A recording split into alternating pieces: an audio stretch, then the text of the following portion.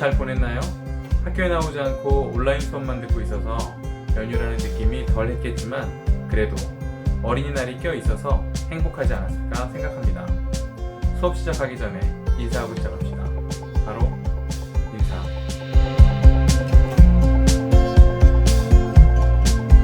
지난 시간에 배웠던 내용을 잠깐 살펴보고 갑시다.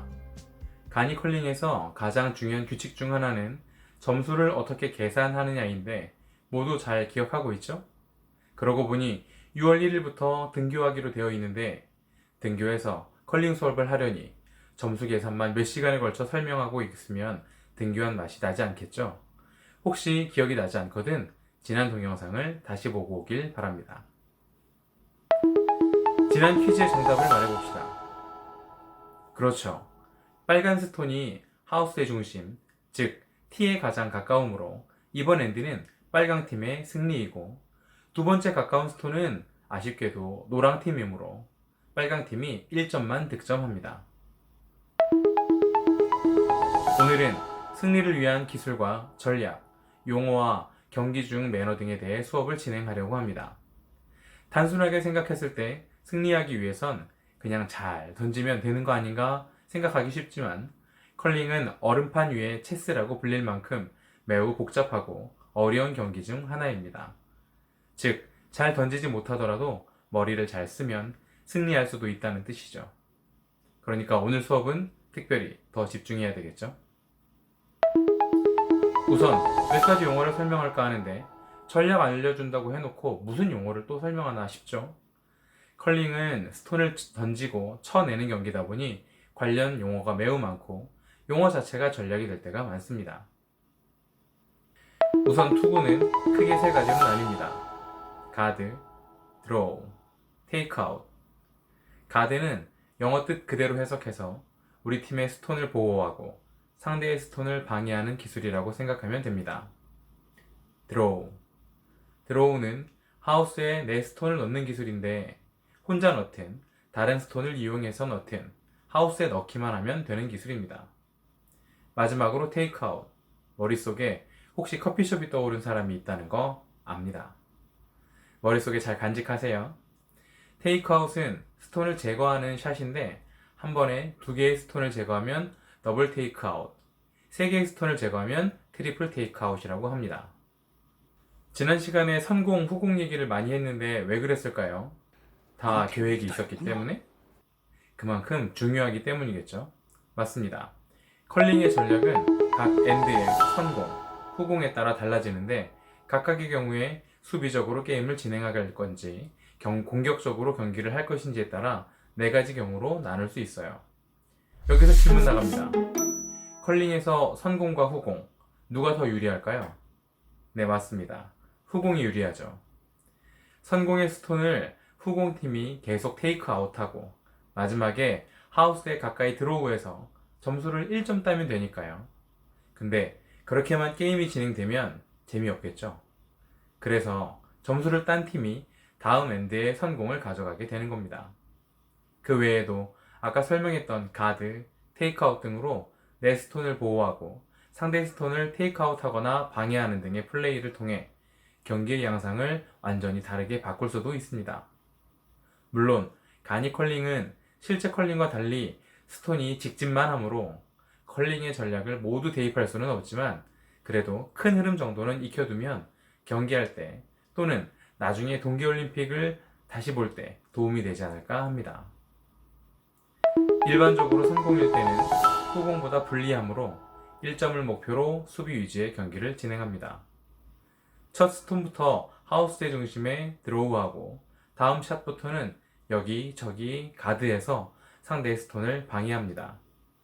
그런데 큰 점수차로 지고 있거나 마지막 엔드인 경우에는 무조건 점수를 많이 내야 하므로 공격적으로 진행해야 하는데 이럴 때 첫 번째 스톤을 센터라인에 투구해서 상대의 스톤이 하우스에 접근하지 못하도록 방해하는 전략을 사용합니다. 후공인 경우에는 선공보다 유리하므로 공격적으로 경기를 진행하기 쉬운데 이때 2점 이상을 목표로 합니다.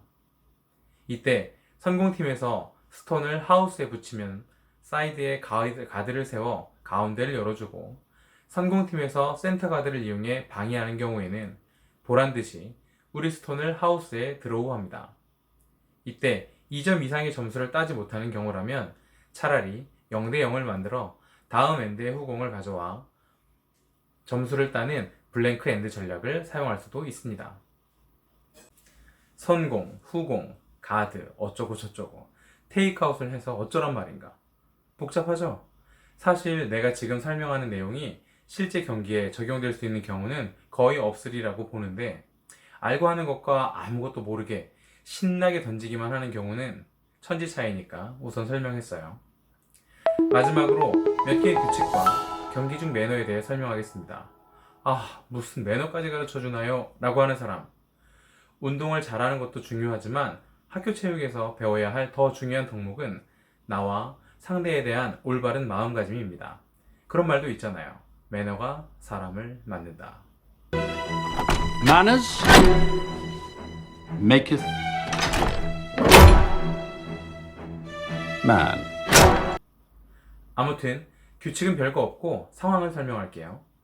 큰 점수차로 지고 있는데 남은 엔드로는 역전이 불가능할 때 어떻게 해야 할까요? 보통 스포츠에서는 포기하지 않는 게 매너지만 컬링에서는 무리하게 경기를 끌고 가지 않는 게 매너입니다. 그래서 보통의 경우에는 기권하는 경우가 많습니다. 이때 기권이라 하지 않고 상대를 인정한다는 표현을 쓰며 악수를 권합니다. 그리고 경기 중 실수로 스톤을 건드리면 어떻게 될까요? 오른쪽 하나? 아니면 멱살 잡고 싸울까요? 정지한 스톤을 건드려서 움직인 경우에는 그냥 상대의 확인을 받아 원위치로 돌려놓으면 끝납니다. 쿨하죠? 움직이는 중인 스톤을 건드린 경우에는 우리가 던진 스톤을 우리 팀이 건드리면 그 스톤은 제거됩니다. 상대의 스톤이 움직일 때 건드리면 그런 경우는 거의 없어요. 왜냐하면 투구하는 사람이 집중할 수 있도록 조용해주거나 경기장에서 멀리 빠져 있는 게 매너이기 때문입니다. 이와 관련이 있는 가니컬링에서 가장 중요한 매너 또는 규칙이 있습니다. 선수들이 자신의 기량을 최대한 발휘할 수 있도록 우리 팀원이나 상대가 실수하더라도 크게 동요해서는 안 됩니다.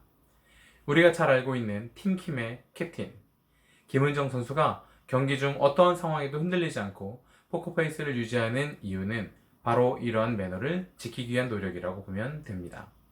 실력뿐만 아니라 매너도 세계 최강이 맞네요.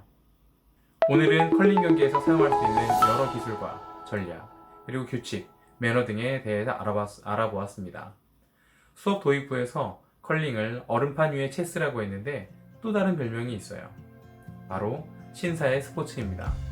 실제 컬링 선수들의 복장 중 신발을 유심히 살펴보면 구두 모양의 신발을 신고 있는데 바로 신사의 스포츠이기 때문입니다. 상대의 실력을 인정할 수 있고 동료의 실수를 너그러이 감싸줄 수 있다면 이미 여러분은 훌륭한 컬링 선수입니다. 6월 1일 며칠 남지 않았습니다. 마스크 잘 쓰고 손발 깨끗이 씻어서 더욱 건강한 모습으로 만납시다. 바로